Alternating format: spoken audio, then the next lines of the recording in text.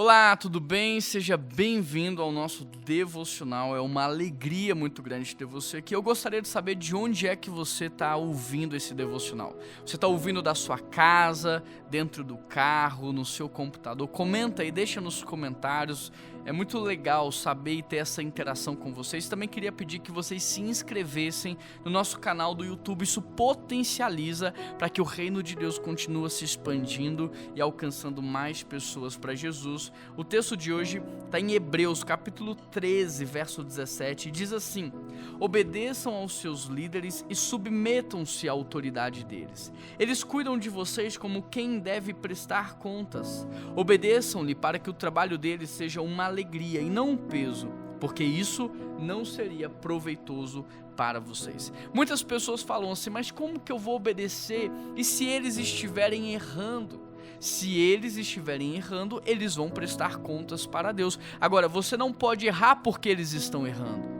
Mesmo que eles estejam errando, você deve acertar. E o texto diz que você deve obedecer e se submeter. Qual é o único caso que você não deve obedecer a nenhum tipo de autoridade, a nenhum tipo de liderança sobre a sua vida? Quando aquilo que está sendo direcionado para você for contrário à palavra e à vontade de Deus. Em todos os outros casos, você deve ser submisso e obedecer, confiando na soberania de Deus, porque Ele vai te honrar.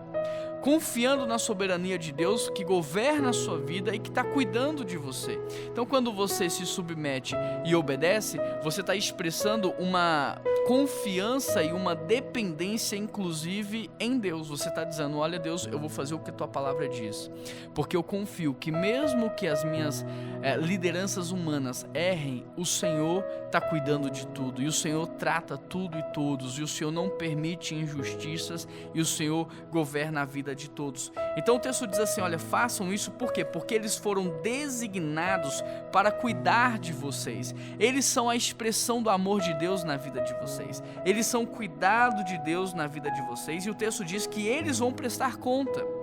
Você não precisa temer, eles vão prestar contas para Deus em relação a tudo que falaram, em relação a tudo que fizeram, e o nosso Deus é justo. Portanto, obedeçam, para que o trabalho deles seja uma alegria e não um peso. Se você semeia leveza na vida dos seus líderes, você vai colher leveza também na vida dos seus liderados. Aquilo que você semear, você vai colher na sua vida. Agora, se você semear peso, discórdia, rebeldia, em algum momento da sua vida você também vai colher isso. E é isso que o texto termina dizendo: agir dessa maneira não vai ser proveitoso para vocês, pelo contrário, vai ser penoso, vai ser danoso.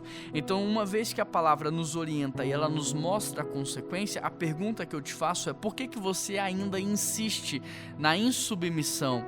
Por que você ainda insiste na rebeldia? Quando nós olhamos para a palavra de Deus, de Gênesis a Apocalipse, todos os casos de rebeldia, há tristeza, há condenação, há julgamento, mas em todos os casos de submissão, há bênção, há crescimento. É só você ler a Bíblia de Gênesis a Apocalipse e você vai ver na vida de cada personagem ali a consequência da obediência e da rebeldia.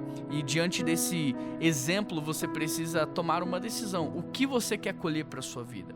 Então pratique os princípios espirituais, e então você vai colher os princípios espirituais. Vamos orar? Deus, nos ajuda para que nós possamos reconhecer as nossas lideranças e autoridades. Nos ajuda para que nós possamos não apenas reconhecer, mas nos submetermos e obedecermos, a fim de colhermos para as nossas vidas as bênçãos do Senhor. Pai, quando nós olhamos para a vida de muitas pessoas, nós percebemos que aqueles que agem com rebeldia, eles escolhem algo muito de ruim na vida deles, mas aqueles que agem com obediência e submissão, eles escolhem muitos benefícios espirituais. E nos ajuda, Pai, porque esse processo é muito difícil. No dia a dia isso é muito difícil de ser praticado.